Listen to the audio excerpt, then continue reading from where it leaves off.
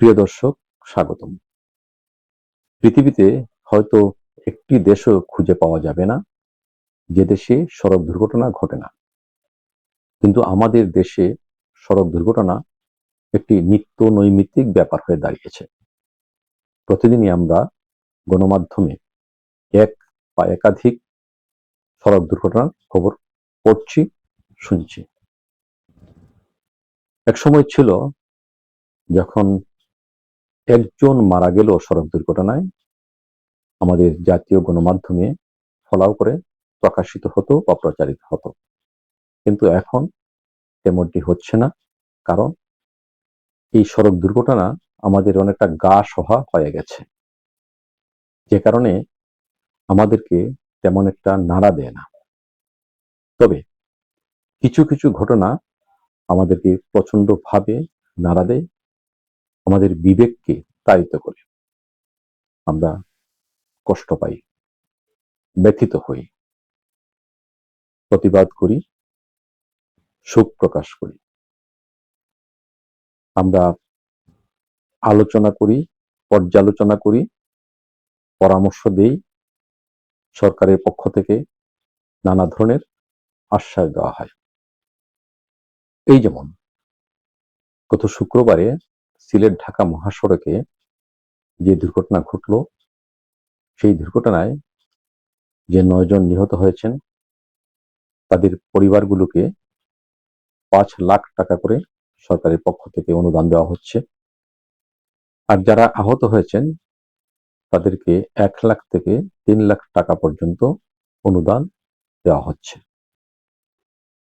আমাদের শ্রম ও কর্মসংস্থান এবং প্রবাসী কল্যাণ ও বৈদেশিক কর্মসংস্থান মন্ত্রী আরিফুল হক চৌধুরী আহতদেরকে দেখতে গিয়ে সরকারি এই অনুদানের কথা প্রকাশ করেন। এছাড়া সিলেট সিটি কর্পোরেশনের প্রশাসক আব্দুল কাইম চৌধুরী তিনি আহতদের দেখতে গিয়ে নিশ্চয়তা দিয়েছেন যে প্রত্যেকের সুচিকিৎসা নিশ্চিত করা হয়েছে। এটি ভালো উদ্যোগ, অবশ্যই প্রশংসা করতে হয়। তবে এভাবে আর কত? অবশ্য আব্দুল কাইম চৌধুরী একটি কথা বলেছেন যে টাকা দিয়ে প্রাণের পরিমাপ করা যাবে না। অত্যন্ত গুরুত্বপূর্ণ একটি কথা, সত্য ভাষণ। যার যায় সে বুঝে তার কি ক্ষতি হয়েছে। অর্থ একটা সাময়িক প্রশান্তি, অবশ্যই সরকারের এই যে উদ্যোগ প্রশংসা করতেই হবে। তবে এই পর্যন্তই চলবে না। যদিও সিলেট জেলা প্রশাসনের পক্ষ থেকে একটি তদন্ত কমিটি গঠন করা হয়েছে 5 সদস্যের। 5 কর্মদিবসের মধ্যে তাদের তদন্ত প্রতিবেদন জমা দেওয়ার কথা। আমরা আশা করব তারা যথাসময়ে তদন্ত প্রতিবেদন দাখিল করবেন। অন্যান্য ঘটনার তদন্ত প্রতিবেদনের মতো যেন ঝুলে না যায়। এরপর এই তদন্ত প্রতিবেদনের আলোকে সরকারকে, অর্থাৎ আমাদের সংশ্লিষ্ট সকল প্রশাসনকে তদন্ত প্রতিবেদনের আলোকে, আমি আবার বলছি, কাজ করতে হবে, যথাযথ ব্যবস্থা নিতে হবে। কারণগুলো কি, কিভাবে এই দুর্ঘটনা ঘটলো, কারা দায়ী, এইসব ব্যাপারে যাদের বিরুদ্ধে অভিযোগ পাওয়া যাবে, যেসব অভিযোগ পাওয়া যাবে সেগুলো মূল্যায়ন করে সংশ্লিষ্ট দায়ীদের বিরুদ্ধে অবশ্যই ব্যবস্থা নিতে হবে। আমরা প্রধানত চালককে দায়ী করি। আসলে কি শুধুই চালক দায়ী? না, আরো অনেক কারণ আছে।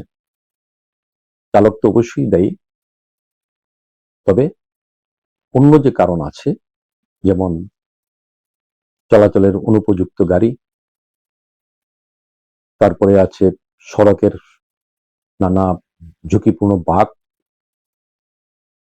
ট্রাফিক আইনের যথাযথ প্রয়োগ না হওয়া, চালকের অমনোযোগিতা, চালকের সহকারীকে দিয়ে গাড়ি চালানো,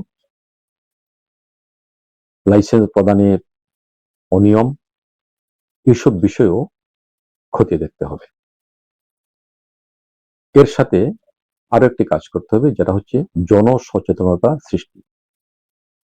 আমরা যারা যানবাহনে চলাচল করি কিংবা রাস্তার পাশ দিয়ে হাঁটি, তাদেরও কিন্তু সচেতনতার অভাব রয়েছে, যে কারণে অনেক সময় দুর্ঘটনা ঘটে, অনেকে দুর্ঘটনার শিকার হন। এ ব্যাপারে সচেতনতার কথা বলা হয়, আমরা বলি, কিন্তু কার্যত আমরা কতটুকু কাজ করি এই সচেতনতা তৈরিতে, সেটা অবশ্যই প্রশ্নবিদ্ধ। এ প্রসঙ্গে আমরা আমাদের নন্দিত চিত্রনায়ক ইলিয়াস কাঞ্চনের একটি উদ্যোগের কথা অবশ্যই স্মরণ করতে পারি, মনে করতে পারি।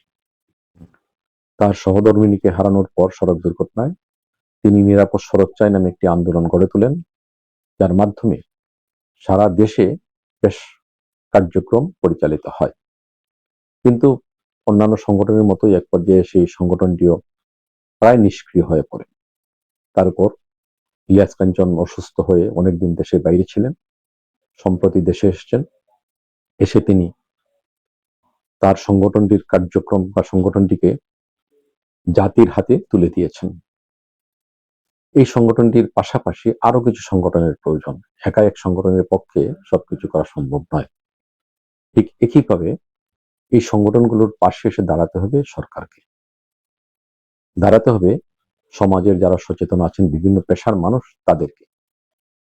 সচেতনতা সৃষ্টি দুর্ঘটনা এড়ানোর, সড়ক দুর্ঘটনা এড়ানোর একটি অন্যতম অবলম্বন হতে পারে।